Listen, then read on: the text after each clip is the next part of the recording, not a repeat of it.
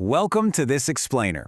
I am so incredibly thrilled to be your guide today as we take a really fascinating structured tour through the wildly fast-paced world of digital publishing.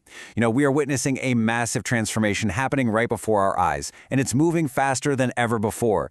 Technology is constantly shifting, our consumption habits are changing, and honestly, publishers are just scrambling to provide material across an ever-growing web of platforms. So today, we're going to break down exactly what that crazy landscape looks like. Let's just dive right into our roadmap for today. We'll be hitting 5 key areas. First, what publishing actually is today. Second, the different types of publishing platforms. Third, the undeniable power of the PDF. Fourth, converting digital documents. And finally, the multimedia format.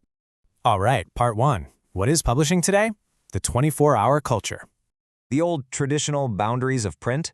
Yeah, they have entirely shifted. We live in a relentless 24-hour culture now.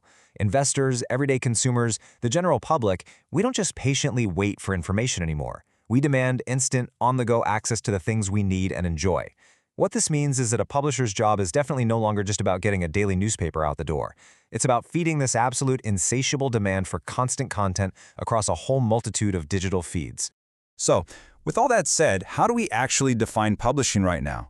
Well, traditionally, we use that word almost exclusively for printed stuff, books, magazines, newspapers. But today, publishing is simply the act of providing information, software, music, literature, or really any other kind of content to the general public. And that applies whether it's totally free or for sale. Honestly, every single time you send a text or post a quick photo, you are technically participating in modern publishing. It's grown way beyond paper. It's about sharing your work with the world through websites, apps, and platforms.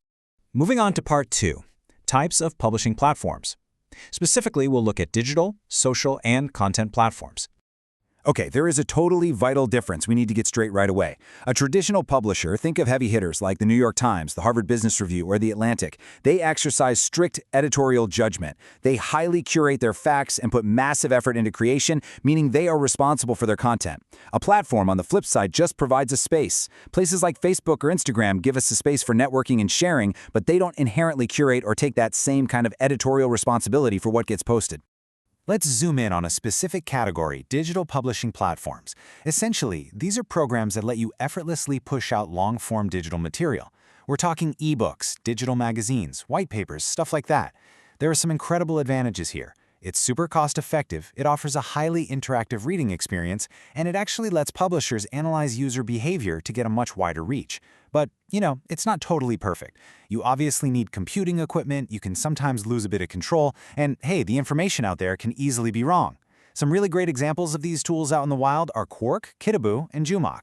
4.62 billion. Just let that number sink in for a second. As of January 2022, that is the number of social media users worldwide. That is over 58% of the entire global population. This staggering number perfectly highlights why social media is an absolutely massive publishing platform. Because it's not just about simple social networking anymore, it's become a powerhouse platform for pushing out information on a literal global scale, whether that's sharing photos, dropping videos on YouTube, or building massive online communities. And then we have content publishing platforms. You can really think of this as the beating heart of a modern tech stack. This kind of platform is what actually allows a company to collect, flawlessly organize, and distribute all sorts of diverse experiences across their entire digital footprint. It manages the whole shebang, from blogs and white papers right down to podcasts and infographics. And the reason this is so absolutely crucial is because it gives brands the ultimate agility to pivot and organize their experiences fast. All right, Section 3, the power of PDF, bridging paper and screen. The history of the PDF, the portable document format, is actually a pretty fascinating story. Adobe created it as a proprietary digital file format way back in 1993. And fun fact, it was kind of a commercial flop at first. But the brilliant move Adobe made was making the reader available for free, meaning literally anyone could open these files, no matter what kind of system they were running. Then, in 2008, Adobe took a huge leap and released the PDF specifications as an open standard. Boom! It became the non-proprietary, universal format we all use today. We all know this little icon, right? It's everywhere. This logo represents a format that flawlessly captures all the visual elements of a printed document, turning it into a neat electronic image.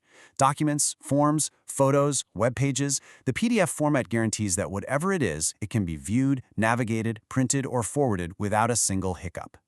So why is it universally loved? The big takeaway here is graphic integrity. This means that if I send you a PDF, it literally does not matter if you open it on a Mac, a PC, your phone, or whatever software you use, the content and the layout are going to look exactly the same. It's a rock-solid open standard maintained by the ISO. Plus, it's multi-dimensional, so you can pack it with embedded links and video. And critically, it's secure, supporting heavy encryption and digital signatures. It truly is the ultimate foundation for digital documents. Next up, Section 4, converting digital documents for agility and flexibility. Of course, sometimes you're not just reading a file, you actually need to change it. Thankfully, online document converters make this process ridiculously simple today. You literally don't even have to download any software. Step 1, you just drag and drop your file into the online converter. Step 2, pick what you want it to become, like, say, turning a Word doc into a PDF. Step 3, click Start. And just like that, the new file spits out, totally retaining the original structure, the layout, the fancy fonts, and even the hyperlinks. To put that into perspective, think about why you'd even bother converting between formats. Take a JPG. Super common, right? It's incredibly compact, which makes it absolutely ideal for sharing photos on the web. But the downside? You can't really edit the text in it, and it lacks real security.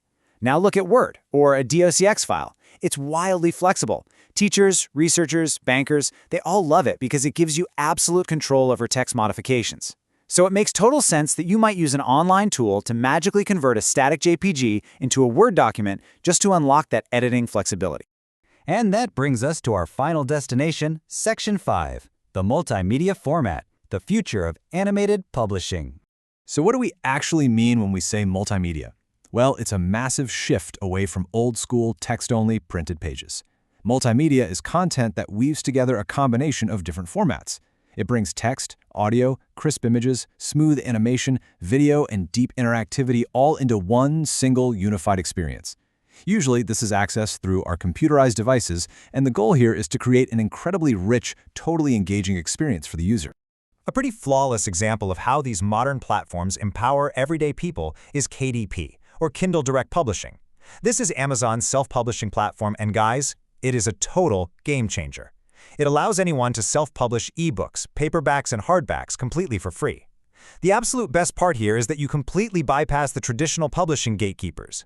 You get direct, instant access to Amazon's massive global audience, and you do it with zero upfront expenditures and absolutely no need to order hundreds of books for inventory.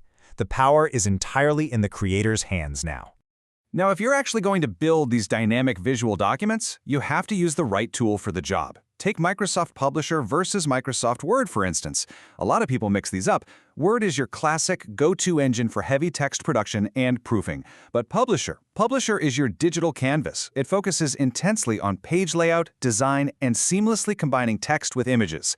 If you want to make a visually stunning brochure, catalog, or flyer without spending a fortune on high-end desktop publishing software, Publisher hits the nail right on the head. Wow, we have really covered a lot of ground today.